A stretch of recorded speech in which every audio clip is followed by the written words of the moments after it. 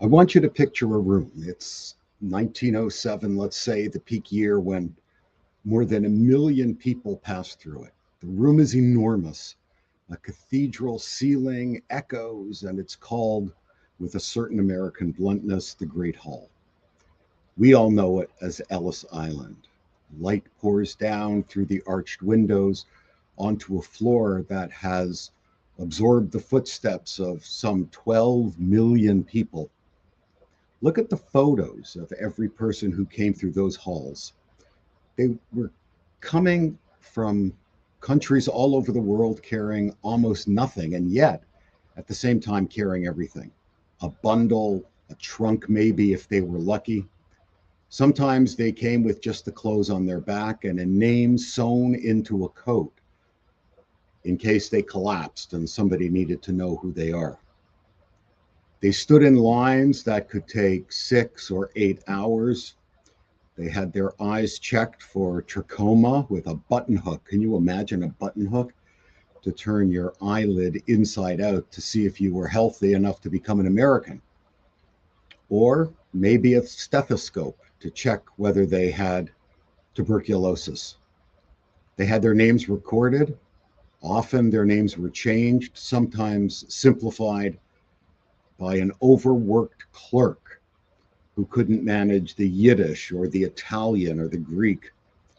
And so a family became permanently something slightly different than what it had been an hour before. And then, if they passed inspection, if the button hook found nothing or the stethoscope heard nothing, the doctor's chalk mark on their coat wasn't the wrong letter. They would walk through the door. And on the other side of that door was New York City, the ferry, and America, and everything that would come after that. The tenements on the Lower East Side, the pushcart, the sewing machine, the grandchildren who would one day not even know the name of the village that had been left behind. I would bet that nearly every family has a story like this. A place where the old story ended and a new one had to begin. And where someone whose face we may never know, stood with a bundle in their hands and had to decide what to do with everything they're carrying. So new, what does a checkpoint on Harbor Island in New York have to do with this week's Torah portion, Ki Tavo? Everything, as it turns out. Because 3,000 years before Ellis Island, our Torah already knew about people arriving somewhere with a bundle in their hands. It already knew that the crucial question wasn't just, did you arrive? It was, what will you do now with what you have? And so let's go to Parashat Ki Tavo that we're reading this weekend in Deuteronomy chapter 26. The very name of the portion, Ki Tavo, means when you come in or when you arrive. Right there in the title, we already have our Ellis Island. Ki Tavo el haaretz, when you come into the land. Moses is laying out in these final weeks before his death what Jewish life is supposed to look like once the wandering stops.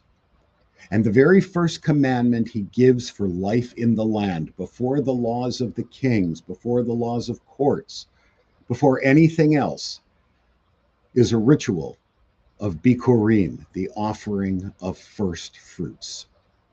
Listen to how this goes, because the choreography really matters. This isn't simply a spiritual sentiment.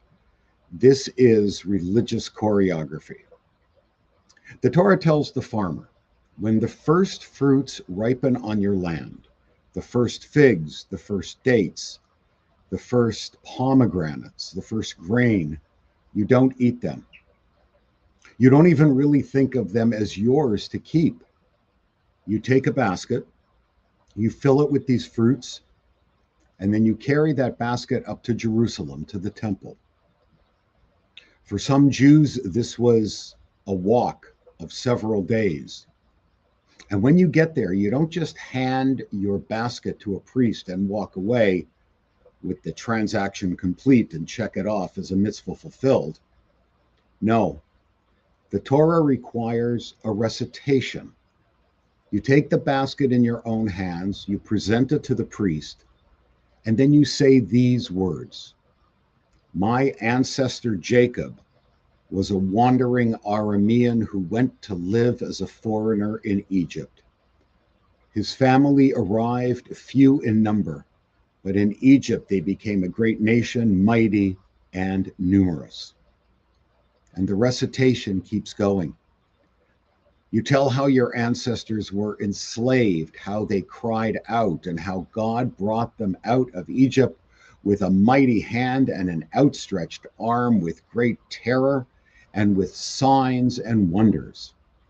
And then what I consider to be the most important line: and now behold, I have brought the first fruits of the ground which you, O God, have given me. Ve'ata hineni heveti, and now behold, I have brought. Think about the emotional distance this one recitation travels. It begins with wandering, it moves through slavery, it moves through crying out in pain, it moves through redemption, through terror and wonder, and it lands right here in this moment with this basket in your own two hands on the word hineni, behold, look, see, I am standing here with fruit that grew from the ground that was promised to a wandering man. And I am the proof that that promise held. That is Bikurim, first fruits. Not simply a tithe, not an agricultural tax for the priestly class, although it was certainly that too. It is a performance of memory. The farmer does not simply feel grateful in his heart while he waters the fig tree. He is required, he is commanded to build gratitude into his hands and feet and mouth. He walks, he carries, he speaks of a fixed text, word for word. And that text recounts every stage of the story from wandering to arrival and survival. Gratitude in this Torah portion is not an emotion, it is a ritual. And here's a question worth asking. Why does the Torah bother with all this stage direction? Why just not say, you should feel thankful? Wouldn't that be simpler? Wouldn't that get us to the same place? I don't think so. And I think the Torah understood something about the heart that modern psychology has only recently caught up to. Feelings left to themselves are unreliable tenants. They come, they go, they get evicted by the next distraction. You can feel enormously grateful watching a sunset on the beach here in Boca, and yet feel nothing to watch the same sunset 6 months later. Once the wonder has gone and moves into the ordinary, there's nothing special. Abraham Joshua Heschel of blessed memory spent much of his time worrying about exactly this, what he called our tendency toward the paralysis of the imagination, deaf to the silent demands of things. Radical amazement, he called it, doesn't happen to us by accident. Each of us has to cultivate the capacity for it, which is precisely what Bikurim does. It doesn't trust the farmer simply to feel grateful when the figs ripen.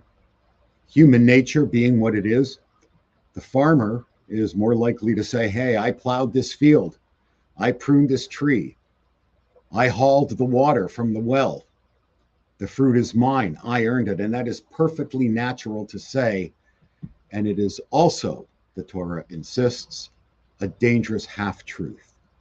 And so the Torah interrupts that thought with logistics. Get up, fill a basket, walk to Jerusalem, recite a fixed text that begins with your ancestors' homelessness. And only then, once you have walked the whole story through your feet, you are permitted to say, Hineni, behold, I have brought. There's a teaching, we really don't know who taught it originally, that says that the highest gratitude we feel spontaneously, but gratitude we train ourselves toward, that the discipline itself becomes a vessel that can hold more feeling than feeling could hold on to its own. Practice the blessing before you eat, and eventually notice the bread. Practice the recitation, and eventually the wandering Aramean becomes not just an ancestor in a text, but a live wire connecting you to every hungry, frightened, displaced person who ever managed, against considerable odds, to end up standing somewhere with a fruit basket. The Talmud, in Tractate Barachot, the tractate dealing with blessings, imagines that a person should say at least 100 blessings a day. 100. Not because God is short of options for how to receive gratitude, but because the sages understood 3,000 years before positive psychology gave us peer-reviewed studies on gratitude, that thankfulness is a muscle. You act grateful. You carry the basket. You say the words. You write the whole thing down. And the feeling, more often than not, comes trailing along afterward like a child finally deciding to join into the parade. And now back to Ellis Island for a moment.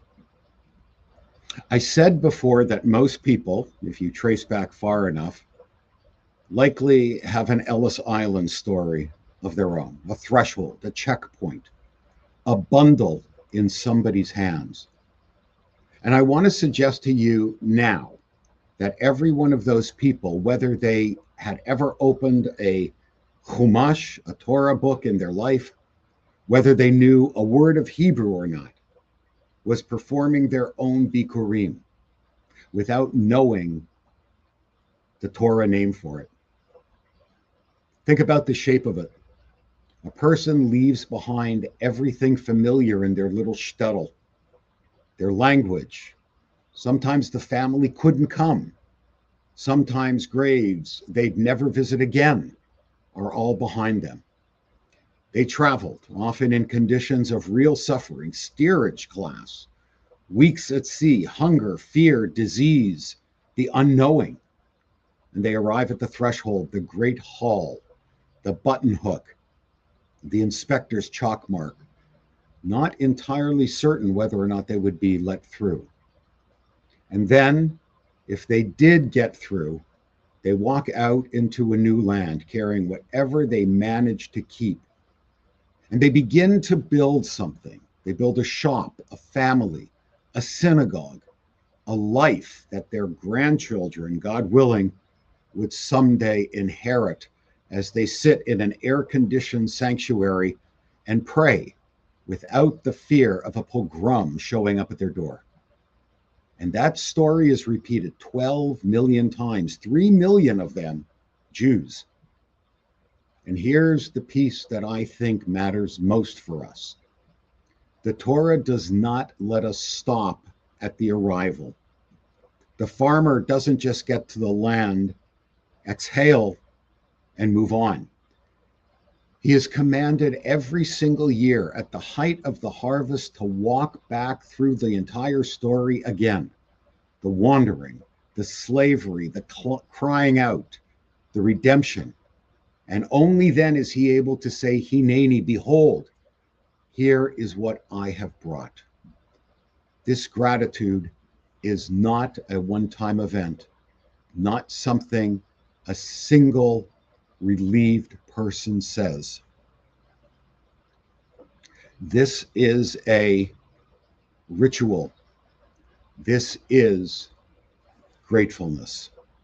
And so this weekend, as you prepare for Shabbat, I have a suggestion. Make your own little basket. Put it on your counter.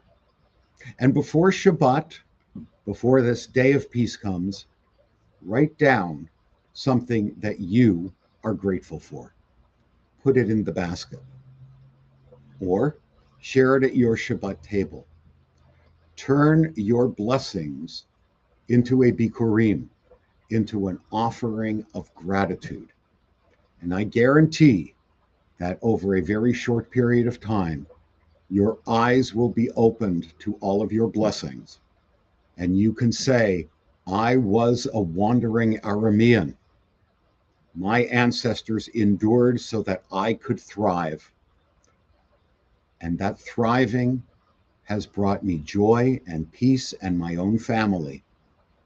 And that thriving is my blessing that I offer to God. Shabbat Shalom.